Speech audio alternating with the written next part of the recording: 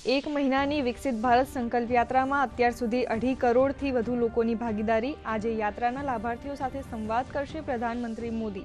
રાજસ્થાન, મધ્યપ્રદેશ, છત્તીસગઢ, તેલંગાણા અને મિઝોરમ માટે યાત્રાને આપશે લીલી ઝંડી।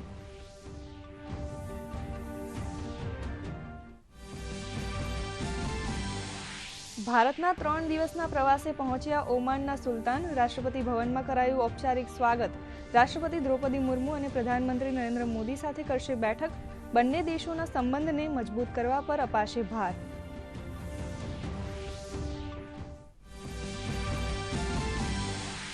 રાજસ્થાનમાં એક્શનમાં આવી નવી સરકાર। પેપર લીક ઘટનાની તપાસ માટે એસઆઈટીની રચના।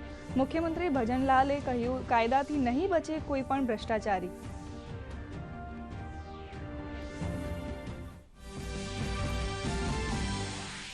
ભારતીય સેનાના શૌર્યનું પ્રતીક વિજય દિવસ આજે। સંરક્ષણ મંત્રીએ બહાદુર વીરોને પાઠવી શ્રદ્ધાંજલિ। રાષ્ટ્રપતિ અને પ્રધાનમંત્રીએ પણ સૈનિકોના સાહસ અને બલિદાનને કર્યું યાદ।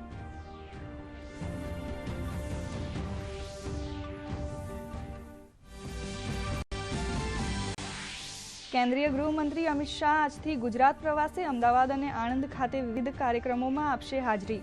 અમદાવાદમાં 6ઠ્ઠી એડવાન્સમેન્ટ ઇન એન્ડોરોલોજી કોન્ફરન્સનો કરાવશે પ્રારંભ।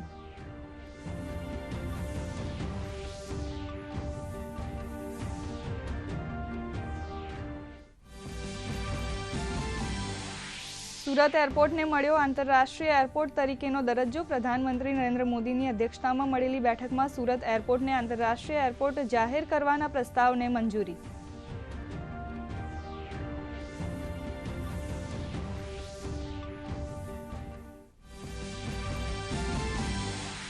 રાજ્યમાં વધશે ઠંડીનું જોર। આગામી 2 દિવસ બાદ ઠંડીનો પારો ગગડવાની હવામાન વિભાગની આગાહી। લઘુત્તમ તાપમાન 1 થી 2 ડિગ્રી ઘટવાનું અનુમાન। 13.5 ડિગ્રી તાપમાન સાથે નલિયા સૌથી ઠંડુગાર।